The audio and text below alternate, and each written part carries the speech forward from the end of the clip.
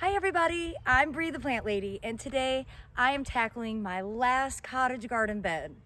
This big south-facing property border has been on my to-do list for a really long time. I have a lot to show you because there's a lot of good self-sown stuff. There's a ton of problem weeds. So this video is going to be part how to cottage garden, also seedling ID, which I think is super important because it can be really difficult to distinguish the good from the bad.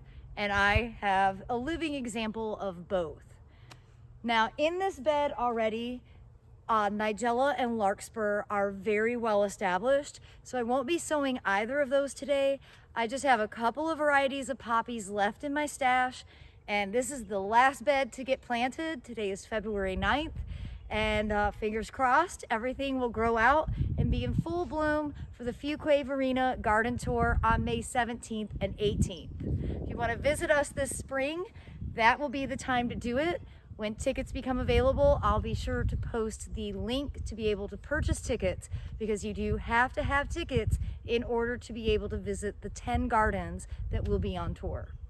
But without further ado, let me give you a close-up. Let's dive into seedling ID. Okay, everybody, chickweed. It's a weed in my garden. That's what it looks like, and you do need to rip out all the roots because it will grow right back. You can see the roots are relatively significant.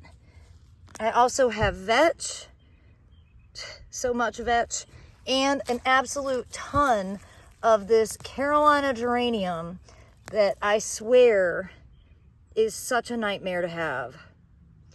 Now along this edge you can see more chickweed, and I don't love the little annual grass, but I'm not super worried about that. It's not terribly invasive, but I do want to get this Veronica out.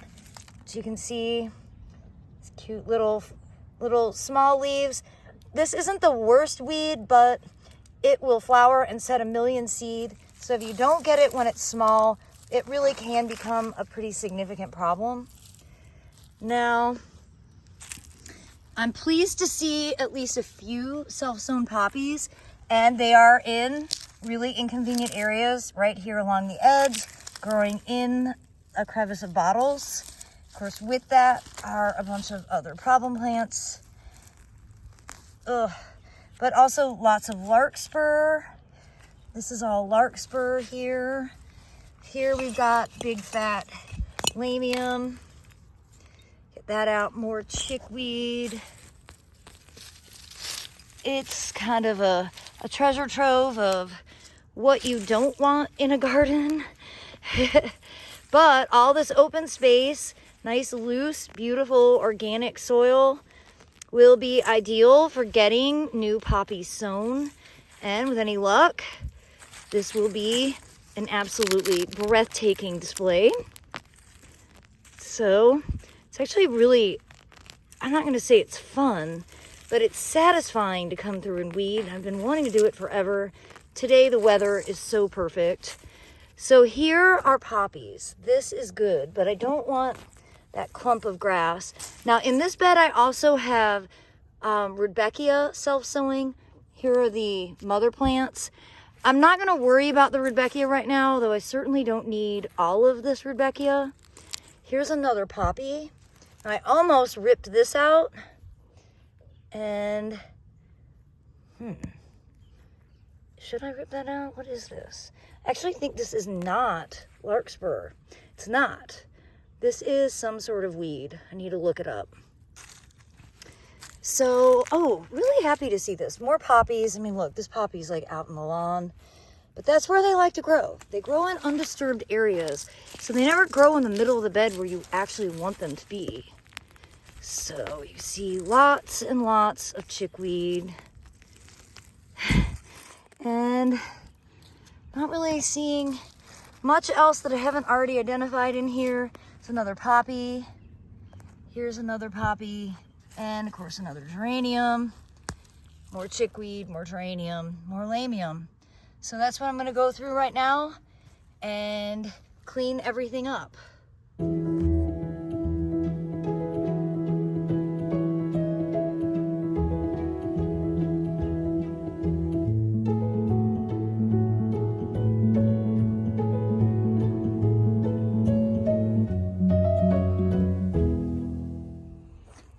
I'm feeling pretty good. There's always more weeds, but the majority are gone. So let's look at the good stuff. Poppy, excellent. Larkspur, excellent. Of course, I see more geranium. Always more geranium. Nigella, right here, very good. So, really, I don't have a lot of seed left. I'm not gonna rake because there's too much established material in here. I'm literally gonna toss the seeds and I'm gonna pull out the hose and water this bed really well because, as you can see, it's like dust. It's really easy to weed because there's like no moisture in the ground.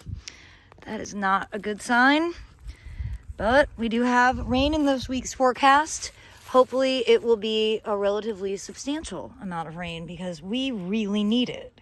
Well, like I said, this is the last bed to get seeded. I don't have much seed left, but I have a little bit of my kind of lettuce, mustard, kale, cilantro mix. So I'm gonna incorporate that in the middle.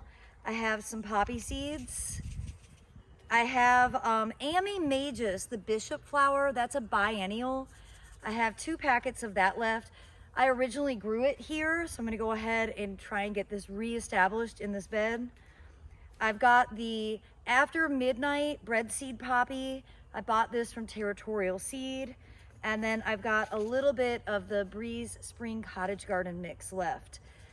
And well, that's it. Just gonna go ahead, walk through, get the seeds sown, and well, I'm gonna call it done for this season of cottage gardening. It's kind of anticlimactic, but I'm really excited because hopefully we will get some rain. We have a relatively cool but mild forecast, and I think it's really going to be ideal for all of these seeds to germinate and start to get established so that they will be in bloom in May. Again, I'm going to show you the bowling method. So get the seeds into my hand and then just like that, get them scattered in the bed. I'm focusing all these seeds in the middle border to the edge over there. This edge I'm going to leave empty because this will get planted with broccoli and cauliflower that I have seeded in the greenhouse.